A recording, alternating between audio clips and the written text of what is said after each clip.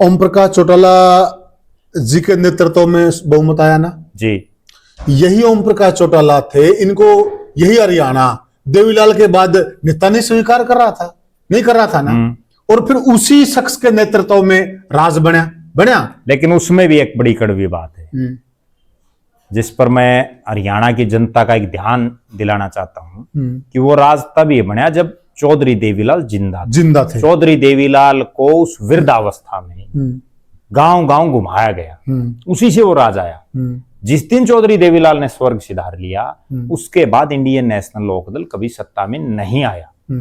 और 2000 से 2005 का जो चौधरी ओम प्रकाश चौटाला का कार्यकाल था, उस कार्यकाल में उन्होंने कितना अच्छा काम किया, उनकी पार्टी के नेताओं ने कितना अच्छा काम किया, उसका प्रमाण ये है कि जब 2004 में मुख्यमंत्री होते हुए उनके दो बेटों अजय सिंह और अभय सिंह ने लोकसभा के चुनाव लड़े, दोनों बुरी तरह से चुनाव हारे। अभय सिंह चौटाला कुरुक्षेत्र से और अजय सिंह चौटाला भिवानी से, मुख्यमंत्री के बेटे।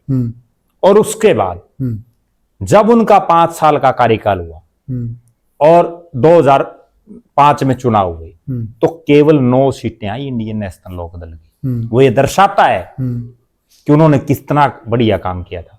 देखो 9 आई ना, ठीक है। उसके बाद अगले 9 के 31 आई, वो बताता हूं आपने क्या हुआ। उस 9 के बाद परिसीमन हो जाता है। जब परिसीमन शुरू हुआ तो चौटाला साहब मुख्यमंत्री थे। वो परिसीमन इस ढंग से हुआ कि उस परिसीमन में और प्लस अजय सिंह चौटाला ने, अभय सिंह चौटाला तो तब तक कोई सीन में ही नहीं थे। वो केवल सिरसा तक या खेलों तक ही सीमित थे। अजय सिंह चौटाला ने जो मेहनत की, जो उन्होंने सड़क पर संघर्ष किया, उसका परिणाम रहा कि 31 सीटें आई। और जो कि उस वक्त ये लहर थी, चर्चाएं ये थी कि एक तरफा हुड्डा साहब की सरकार बनेगी, जो 75 पर का नारा था ना बीजेपी का, सेम यही माहौल था। बिल्कुल। और उसकी हवा निकल गई थी। हवा उसकी निकाली अजय सिंह चौटाला की मेहनत ने।